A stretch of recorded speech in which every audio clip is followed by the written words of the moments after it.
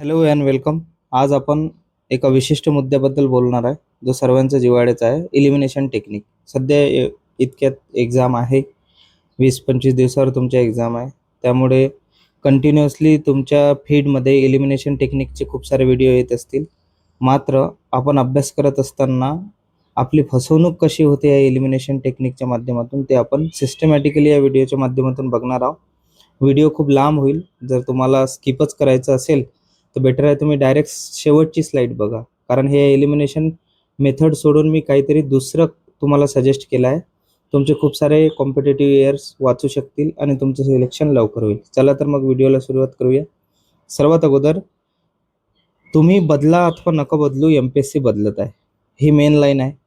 आता बदलत आहे हे कसं तुम्ही जाणार, तर मागील 2 वर्षाच्या प्रश्नपत्रिका उचला आणि त्यामध्ये काही गोष्टी बघा. त्यांनी हळूहळू फॅक्टला रिप्लेस केला आहे स्टेटमेंट बेस्ड क्वेश्चनला. जेव्हा एलिमिनेशन टेक्निक आपण वापरतो त्यामध्ये जो डाटा असतो तो असतो फॅक्ट बेस. तिथं कोणता एखादी माहिती असली ती कॅन्सल करून आपण तो सॉल्व्ह करू शकत होतो. मात्र आता स्टेटमेंट बेस्ड क्वेश्चन जास्त येत आहे. दुसरी गोष्ट, आधीचे क्वेश्चन थोडे जास्त स्पेशल होते, म्हणजे एक स्पेशलायझेशन बेस्ड क्वेश्चन होते. एखादा क्वेश्चन विचारला की त्याबद्दल थेट आपल्याला काही आकडेवारी माहीत असली की एलिमिनेशन आपण ते सॉल्व्ह करत होतो. मात्र आता खूप जनरलाइज स्टेटमेंट येत आहे. जसं भारताचा ॲग्रिकल्चर जो आहे त्यावर मान्सूनचा प्रभाव कसा होणार, तर याचे काही स्टेटमेंट सब्जेक्टिव्ह देता येते आणि तिथे कन्फ्युजन होत आहे. तिसरी इम्पॉर्टंट गोष्ट आहे, आता इन्फॉर्मेशनची जागा अंडरस्टँडिंगने घेतली आहे. एखादा डाटा तुम्हाला दिला जाईल आणि तुम्हाला त्यामधून पॅटर्न्स ओळखायचे असतात. म्हणून मी हेडिंग टाकलं आहे की आपली फसवणूक होत आहे, आपण बदललेलो नाही, मात्र MPSC आता बदलत आहे, पॅटर्न्स बदललेले आहे. पुढे बघूया. आता नेमकं तुमच्यासोबत होते काय. तुम्ही कोणताही व्हिडिओ बघा, ह्या 3 गोष्टी तुमच्यासोबत होत आहे. सध्या आहे मार्केट एज्युकेशनचं मेन मार्केट आहे आणि त्यांचं एकच काम आहे अटेन्शन इकॉनॉमी असल्यामुळे तुमचं अटेन्शन अवधान कसं राखून ठेवता येईल, म्हणजे तुम्हाला जास्त एंगेजमेंट दिलं जाते आणि एंगेजमेंट होते डोपामाइनमुळे. डोपामाइन हा एक हार्मोन आहे. जेव्हा एक्साइटमेंट आपल्याला फील होते तेव्हा तो सिक्रेट होते. म्हणजे तुम्हाला असं काहीतरी एकदम एखादं तुम्ही क्लिक बेट बघा किंवा एखादा चित्र बघा, त्यात तुम्हाला क्लिक करायची केव्हा इच्छा होते, जेव्हा असं काहीतरी भयानक किंवा शॉक व्हॅल्यू जेव्हा पुट करतो आपण, तेव्हा ती गोष्ट होते. म्हणजे मार्केट तुमच्यावर एंगेजमेंट थ्रू बघत आहे. दुसरी गोष्ट, आता नॉलेज एंटरटेनमेंट झाला आहे. असा तुम्हाला एकही व्हिडिओ दिसणार नाही की जो प्लेन, आता हा टेक्स्ट फॉर्मॅटमध्ये व्हिडिओ आहे, ज्याच्यावर ग्राफिक्स कार्ड चांगलं राहील, जे स्टोरी फॉर्मॅटमध्ये राहील, जे ॲनिमेशनमध्ये राहील, तिथं तुम्ही जास्त क्लिक करता आणि ते तुम्ही कन्झ्युम करता. म्हणून तुमचं एंगेजमेंट आता नॉलेजला एंटरटेनमेंट त्यांनी बनवून ठेवलं आहे. आणि सर्वात मोठी गोष्ट सध्या एज्युकेशन झालं आहे इमोशनल ब्लॅकमेल. तुम्हाला एखादा व्हिडिओ दाखवण्यात येईल, गरिबाचा मुलगा सो असा असा झाला आहे, अमिरीचा मुलगा वेगळंच काहीतरी झाला आहे, आणि ह्या इमोशनल ब्लॅकमेलमुळे तुम्हाला वळवलं जाईल, तुम्हाला इमोशनल स्टोऱ्या सांगितल्या जाईल.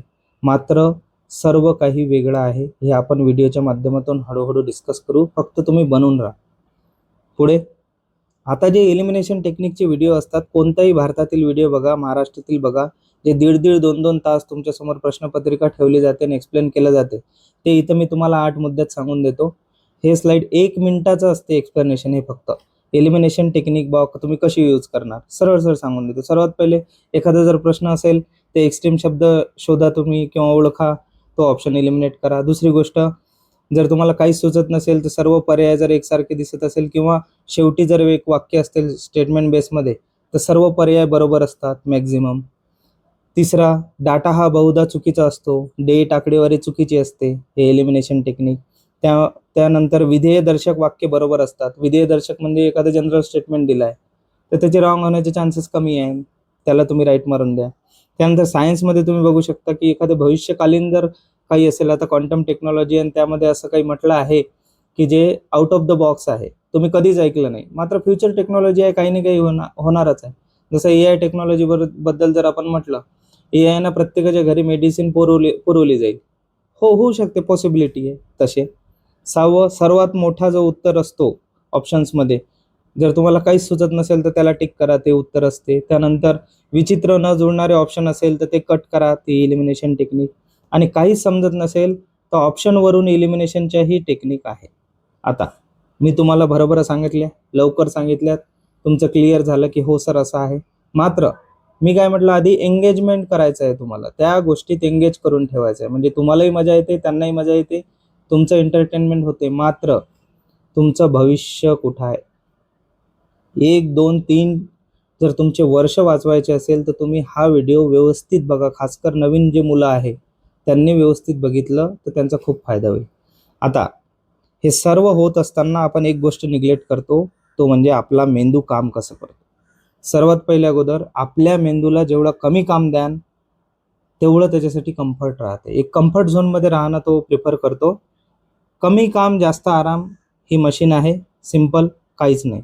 आणि असं होत असताना जर तुमचा अभ्यासाचा हा पायाच जर चीट कोडवर असेल तर ती सवय पडत जाते. मेन प्रॉब्लेम इथं आहे की तुमच्या डोक्यात जर एलिमिनेशन टेक्निक आताच जर पडली, जसा तुमचा प्रिलिमचा पेपर येईल, तुम्ही सर्वात अगोदर काय करता?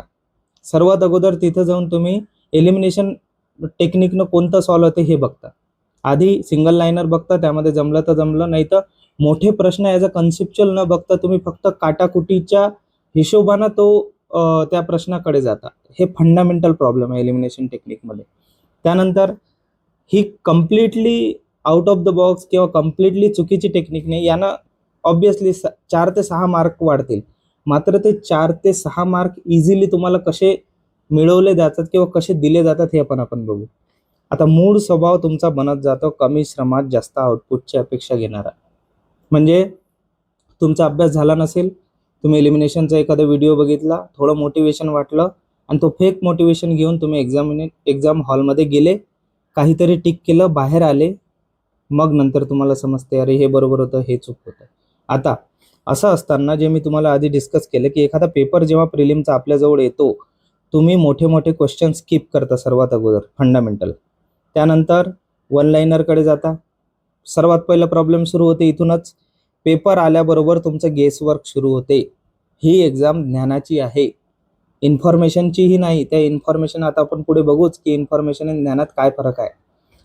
तुमचं गेसवर्क डायरेक्ट सुरू झाल्याबरोबर तुमचा डाऊनफॉल सुरू होतो. म्हणून याचा कट ऑफ कितीही कमी लागला तरी लिमिटेड लोक सिलेक्ट का बरं होतात, हे एक रिझन आहे. दुसरा प्रॉब्लेम, एलिमिनेशनच्या चष्म्यावरूनच तुम्ही पूर्ण प्रश्नपत्रिका बघता. 100 पैकी 70 ते 80 प्रश्न फक्त तुम्ही एलिमिनेशनच्या चष्म्यानं बघता. हा फंडामेंटल प्रॉब्लेम आहे याच्यातला. म्हणजे याच्यात काय होते, मग मूळ मुद्दा गायब होतो आणि शब्दांचा शोध सुरू होतो की एक्स्ट्रीम शब्द कोणते आहे, जनरल शब्द कोणते आहे, चूक विचारला आहे की बरोबर विचारला आहे. हे तर फक्त त्याचे काय म्हणू शकतो आपण, ग्रीड झाली ना. मेन गाभा कुठं आहे, तुमचं नॉलेज कुठं आहे. आणि असं असताना जेव्हा ॲन्सर की येते 50-50 वाले प्रश्न तुम्ही स्वतः बघा. जर आधी एक्झाम दिली असेल तर 50-50 प्रश्न तुमचे 15 ते 20 येतात, म्हणजे ते प्युअरली गेसवाले, आणि त्यापैकी 7-8 प्रश्न राईट होते तुमचे. आणि एवढं असूनही पूर्ण काटाकुटी झाली की नेट मार्कचा फरक पडतो तुमचा 4 ते 6 मार्कचा. म्हणजे एक एलिमिनेशन टेक्निक जे डोक्यात भरवली गेली आहे मेन क्रुशियल टाईमला, आपल्याजवळ 1-1.5 वर्ष होतं. मात्र त्या एलिमिनेशन टेक्निकवर आपण जर पूर्णतः डिपेंड राहिलो तर आपल्यासोबत हा घात होतो. पुढे चालूया. आता रिॲलिटी काय? रिॲलिटी हे आहे, तुम्ही वर्षभर अभ्यास करता, मग तुम्ही एक्झाम देता आणि मार्क कमी येते. तुम्ही खूप वाचता, सर्व काही होता, मात्र तुमच्याजवळ स्ट्रॅटेजी नाही. स्ट्रॅटेजी नसल्यामुळे कमी मार्क मिळते. असं होत असताना हजारो व्हिडिओ बघता तुम्ही, थोडे नाराज राहता 4-5 दिवस, नंतर तुम्ही स्वतःला दोष देता. मग एक स्ट्रॅटेजी बनवली जाते. स्ट्रॅटेजी बनवल्याबरोबर एक मोटिवेशनचा 2-3 व्हिडिओ बघितले जातात आणि त्यानंतर होते सर्कल सुरू. याला ॲक्च्युली सर्कलपेक्षा सर्कस म्हटलेलं बरं राहील. कारण तुम्ही 1 वर्ष, 2 वर्ष, 3, 4, 5 असे कितीतरी वर्ष सेम स्ट्रॅटेजीसोबत जात असल्यामुळे सेम रिझल्ट मिळत जाते. आता याचं ॲनालिसिस करताना तुम्ही ॲनालिसिस काय करतात ते सांगून देतो. पेपर कठीण होता, बरोबर आहे. दुसरं, पेपर सोडवायला वेळ मिळाला नाही, ठीक आहे. पॅटर्न बदलला यावर्षी, त्यामुळे मला तेवढं अटेम्प्ट करता आले नाही. हे सर्व होत असताना मुळात एक प्रश्न विचारला का तुम्ही स्वतःला? तुम्ही बदलले का? MPSC मेन्स पूर्व परीक्षा या माध्यमातून तुम्हाला सिग्नल देत होती की आमचा पॅटर्न बदलत आहे, आमचे प्रश्न विचारण्याची पद्धत बदलत आहे, तुम्ही बदलले का? तुम्ही बदलले तर नाही, तुम्ही हा प्रश्नही विचारला नाही की का बदलावं. आपण पुढे बघूया की तुम्ही का बदलावं. आता आता येऊया मूळ मुद्द्याकडे, की जेव्हा पेपर सेट केला जातो, तुम्ही ज्या सर्व्हिससाठी ऑप्ट करता किंवा ज्या सर्व्हिससाठी तुम्हाला जायचं आहे, एस-टी-आय, पी-एस-आय, ग्रुप सी, राज्यसेवा, त्या एक्झामची काहीतरी डिमांड असते. त्या डिमांडला आपण आपलं कौशल्य म्हणू, की तुम्हाला काही ना काही कौशल्य तुमच्यात रुजवावं लागते, तेव्हा तुम्ही एक्झाम ती क्रॅक करू शकता. सर्वात पहिलं आहे, ॲज अ ॲडमिनिस्ट्रेटर, प्रशासक म्हणून तुम्हाला माहिती समजायला हवी. एखादा प्रश्न आला, ती माहिती तुम्हाला समजली आहे का, हे फंडामेंटल कौशल्य तुमच्यात असावं. दुसरं, नेमकं काय विचारलं आहे आणि अपेक्षा काय हे जाणणे. तिसरं, उपलब्ध माहिती आणि आपल्या ज्ञानाची सांगड घालणे आणि दिलेल्या माहितीनुसार निष्कर्ष काढणे. ह्या पायऱ्या आहे मित्रांनो. ह्या पायऱ्या आपल्याकडून मिस होत आहे. कशामुळे? फक्त या गोष्टीमुळे, शॉर्टकट्स. आणि शॉर्टकटमधला सर्वात मोठा ट्रॅप एलिमिनेशन टेक्निक. पुढे, परीक्षेच्या टप्प्यानुसार तुमची मागणी सुद्धा बदलते, मात्र आपण त्याच ट्रॅपमध्ये आहोत. पूर्व परीक्षा आहे माहिती ओळखण्याची, एलिमिनेशनची टेक्निक नाही आहे. एलिमिनेशन कशासाठी यूज होते तेही सांगतो पुढे. मात्र पूर्व परीक्षा मुख्यत्वे करून माहिती ओळखण्याची परीक्षा आहे. तुम्ही असे खूप सारे कॅन्डिडेट बघितले असाल की त्यांचा अभ्यास कमी असतो, मात्र प्रिलिम क्रॅक होतात. का? प्रॅक्टिस जास्त असते. दुसरी गोष्ट, ते माहिती योग्य प्रकारे माहितीचं पृथक्करण करतात, निष्कर्ष काढतात. म्हणजेच पूर्व परीक्षा ही माहिती ओळखण्यावर डिपेंड आहे. मुख्य परीक्षेचा विचार झाला तर ती माहिती नॉलेजचं मिक्सचर असते. हे तुम्ही ध्यानात घ्या, कारण इथं पॅटर्न बदललेला असतो, प्रश्न मोठे मोठे असतात आणि इंटरव्ह्यू तुम्हाला माहीत आहे माहितीचे आदान-प्रदान. म्हणजे एकूणच माहिती सबसेक्शन आहे. माहितीसोबत तुम्हाला खेळायचं आहे. हा एक नवीन पॅटर्न आहे जो संरचनात्मक बदल आपल्याला दर्शवतो. त्याबद्दल आपण थोडं आणखी बोलू. आता नेमका गेम समजून घेऊ. कोणतीही कॉम्पिटिटिव्ह एक्झाम, भारतातली कोणतीही घ्या, जिथं तुम्ही ॲज अ स्पर्धक म्हणून जाता, सिलेक्शन क्रायटेरिया हा लक्षात ठेवा. 60% मार्क, डोक्यात 60% मार्क घेऊन चाला. 100 असेल तर तुम्हाला 60 मार्क मिळायला हवे, तुमचं सिलेक्शन शुअर शॉट. 200चा पेपर असला 120च्या आसपास तुम्ही राहा, तुमचं सिलेक्शन पक्क. तर सर्वात पहिला गेम काय कॉम्पिटिटिव्हचा? तुमचा क्रायटेरिया आहे 60% मार्क.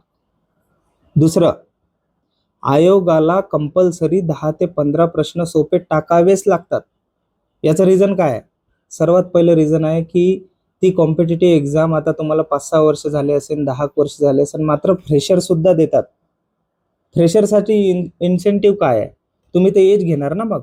दुसरी गोष्ट, ह्या एक्झामचा क्रेजही कमी झाला नाही पाहिजे. ॲडमिनिस्ट्रेटर पाहिजे त्यांना.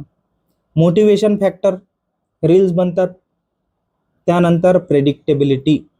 तुम्ही अशा गोष्टीसाठी कधी जाऊच नाही शकत जे खूप अनप्रेडिक्टेबल आहे. कधी तुम्ही UPSC होल हार्टेड प्रिपेअर केली आहे का? बॅकअप प्लॅन ठेवाच लागतो ना, कारण ती एक्झाम जास्त अनप्रेडिक्टेबल आहे. ही दुसरी गोष्ट आहे. म्हणजेच त्यांना 10 ते 15 सोपे प्रश्न टाकावेच लागतात. त्याही प्रश्नात तुम्ही एलिमिनेशन टेक्निक यूज करता आणि समजता काय की एलिमिनेशन टेक्निकनं आपल्याला सुटलं नाही. ते सोपेच प्रश्न होते, तुम्ही वाचलेच नाही. नंतर, तुमचं सिलेक्शन हार्ड क्वेश्चन सॉल्व्ह करून कधीच होत नाही. कोणालाही विचारा, जितकेही कॅन्डिडेट सिलेक्ट झालेले असतील त्यांना विचारा, तुमचं सिलेक्शन हे हार्ड क्वेश्चनवर सॉल्व्ह करून होत नाही. सोपे प्रश्न न चुकवता ते सिलेक्शन होते. जेव्हा आपण सोपे प्रश्न चुकवतो, आपलं सिलेक्शन थांबते.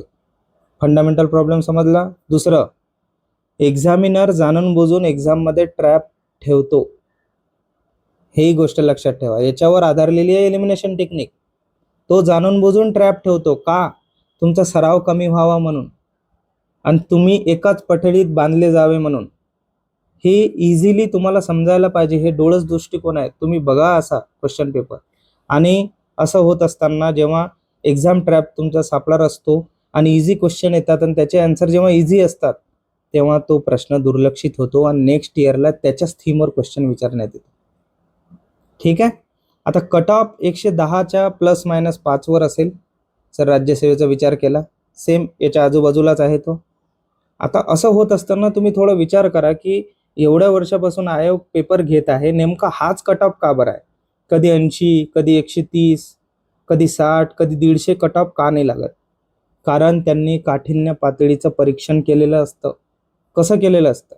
सायको ॲनालिसिस आहे, तुम्ही नवीन ऐकत असाल हे. त्यांचं लक्ष मार्केटवर आहे, डमी कॅन्डिडेट बसवतात, त्यांचं सायको ॲनालिसिस होते. हे तुम्हाला कोणी सांगणार नाही, मी सांगून राहिलो. मार्केट ऑब्झर्वेशन त्यांचं खूप तगडं आहे. डमी कॅन्डिडेट बसवतात, एक फुल सिक्युअर एन्व्हायरमेंटमध्ये त्या प्रश्नाची रचना केली जाते. एवढे इझी, एवढे हार्ड, म्हणून कट ऑफ एवढा स्थिर होतो. आलं लक्षात तुम्हाला? पुढे चालूया. आता रिअल एक्झामची डिमांड काय आहे? सिम्पल आहे. तुम्ही कोणतीही कॉम्पिटेटिव्ह एक्झाम असाल त्याचं स्वरूप ओळखणं शिका.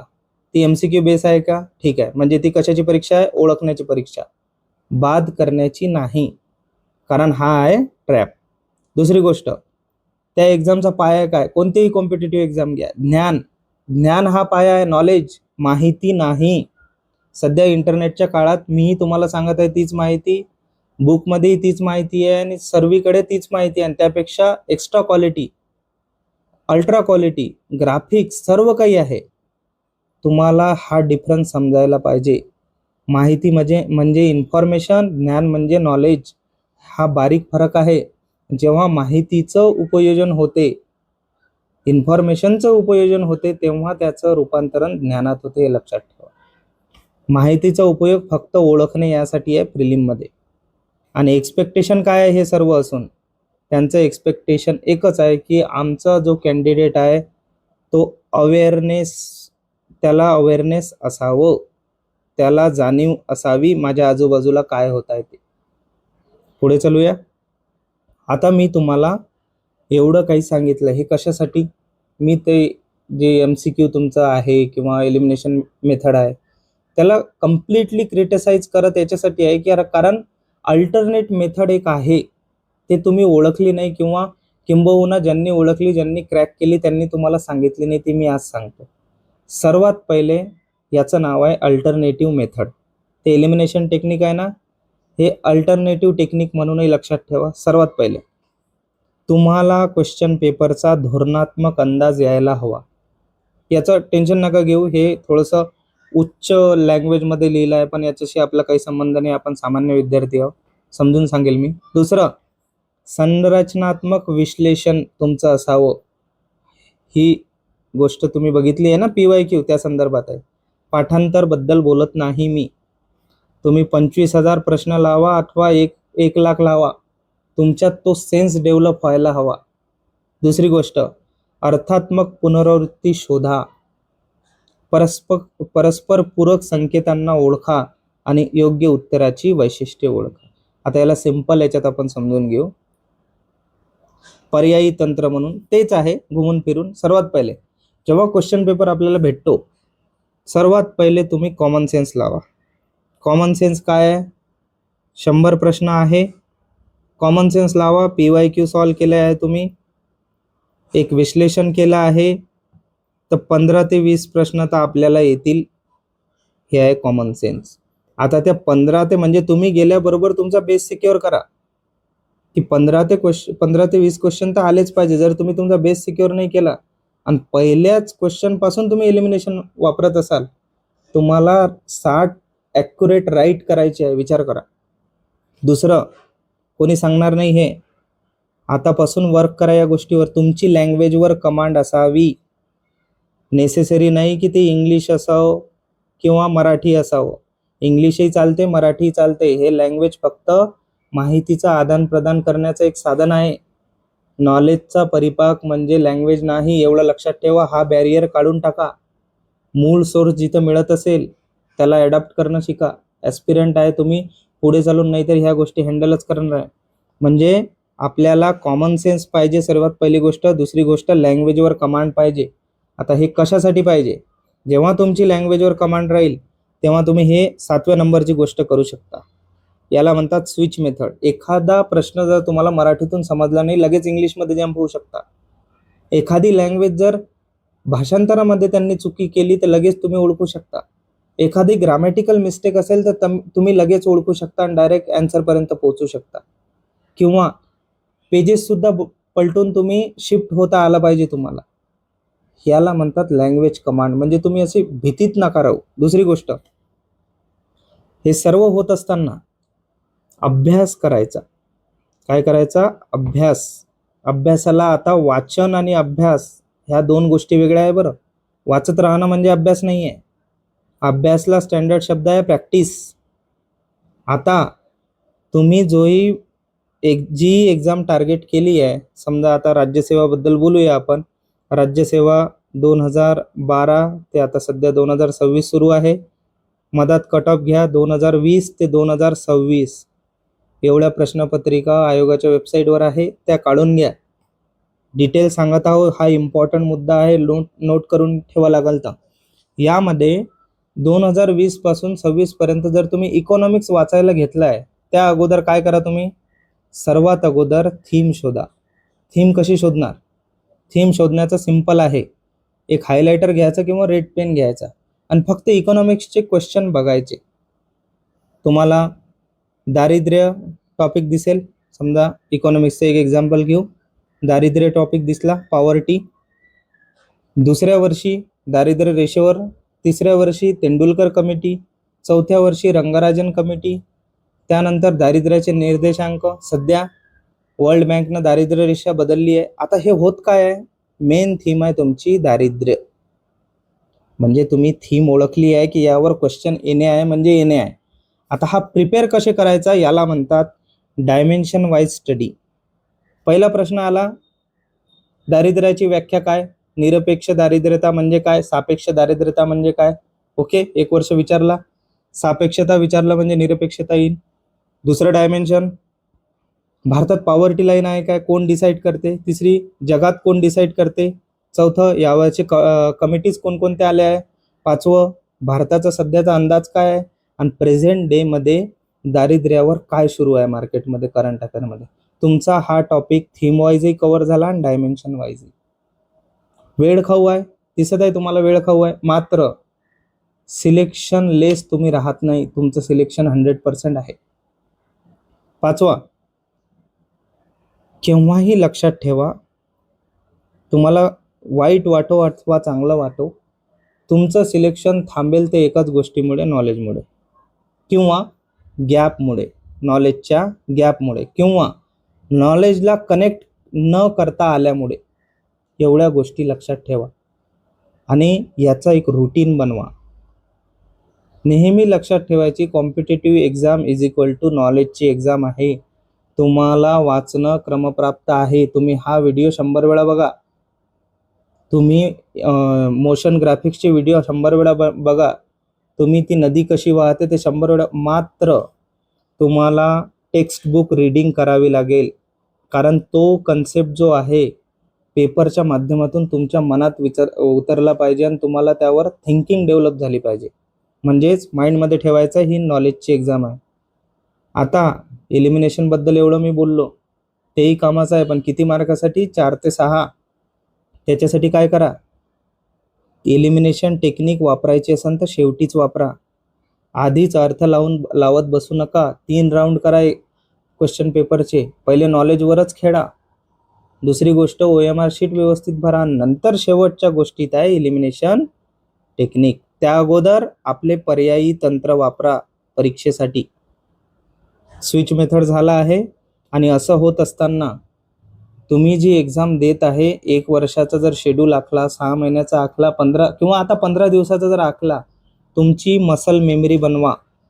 एक सायकोलॉजीमध्ये एक कन्सेप्ट आहे न्यूरोप्लास्टिसिटी. न्यूरोप्लास्टिसिटी म्हणजेच आपल्या ज्या ब्रेनच्या न्यूरॉन्स आहे त्या कंडिशनिंग होतात, तुम्ही कसं अप्रोच करता एका गोष्टीला. तर तुमची मसल मेमरी बिल्ड झाली पाहिजे त्या क्वेश्चन पेपरशी, त्या क्वेश्चन पेपरच्या लँग्वेजची, त्या आयोगात जो एक्झामिनर विचारणार आहे त्याच्या थॉटची अलाइन झाली पाहिजे. आणि याच्यासाठी ब्रेन कंडिशनिंगसाठी एकच गोष्ट तुम्हाला वाचू शकते ती म्हणजे प्रॅक्टिस. आता इथं प्रॅक्टिसमध्ये सुद्धा मी थोडं एक्स्ट्रीम बोलणार आहे. ठोकळे वगैरे काही वाचून काहीच भेटणार नाही. To be frank, question paper काढा, त्याची प्रिंटआउट ॲज इट इज जसं आपण एक्झामला जाणार आहोत तशी काढा, रिडक्शन काढा लागेल तर, आणि तो त्या वेळेत सॉल्व करा. एक वेळेस हार्ड जाईन, 2 वेळेस, 3 वेळेस, 4 वेळेस, मात्र सर्व PYQ लावून जा. आता जेव्हा तुम्ही ठोकळ्यातून वाचता आणि याच्यात फरक काय आहे, ठोकळ्यामध्ये जेव्हा तुम्ही वाचता किंवा मोठ्या मोठ्या बुक्समधून जे ॲनालिसिस वाईज तुम्ही रेडीमेड तुम्हाला जे सर्व करतात त्याच्यामधून जे वाचतात त्याच्यात तुमचा ॲटिट्यूड असा असते की प्रत्येक प्रश्न हा एक्झामला येऊ शकतो. आणि जेव्हा तुम्ही प्रॅक्टिस PYQच्या माध्यमातून करता तेव्हा तुमचा मेन क्रायटेरिया फोकस असा असतो की मला परफॉर्मन्स द्यायचा आहे, मला हा क्वेश्चन राईट करायचा आहे. आणि तिथून न्यूरोप्लास्टिसिटी बनते, आपली ब्रेन वायर्स खूप पक्के बनतात या एक्झामसाठी. म्हणून प्रॅक्टिस महत्त्वाची आहे. तर पर्यायी तंत्र एलिमिनेशन टेक्निकच्या जागेवर आपण पर्यायी तंत्र वापरू शकतो. आता हे सर्व होत असताना माझा तुम्ही थंबनेल सुद्धा बघितला आहे. एलिमिनेशन पद्धत हे मीठ आहे. जेवणात मिठाप्रमाणे एलिमिनेशन पद्धत, त्याला जेवण बनवू नका. हा सध्या मी 15-20 व्हिडिओ बघितले. सध्या जो ट्रेंडिंग टॉपिक आहे की एलिमिनेट कसं करतात, एका लेक्चरमध्ये 15-20 मार्क मिळवून देऊ, ते तुमच्या काहीच कामाचे नाही. कारण सध्या हे सुरू आहे, हे लक्षात घ्या. आणि हा जर व्हिडिओ तुम्ही कम्प्लिटली बघितला असेल तर पुन्हा एकदा बघा, लाईक करा, शेअर करा, तुमची इच्छा असेल तर सबस्क्राईब करा चॅनलला, कारण थेट नॉलेज मी देतो इथं. आणि माझं कुठं कोचिंग नाही किंवा काही नाही, हा फक्त एक प्रयत्न आहे की आपले जे बांधव आहे त्यांनी एका योग्य दिशेनं अभ्यास करून आपला जो गोल्डन पिरियड आहे आयुष्याचा तो वेस्ट न करता लवकर लवकर सिलेक्शन घेऊन जा यार. कारण कसं आहे, लहान वयात तुम्ही सिलेक्ट होऊन जास्त एन्जॉय करू शकता. त्यामुळे थँक्स फॉर वॉचिंग दिस. थोडं सबस्क्राईब करून द्या. थँक्यू.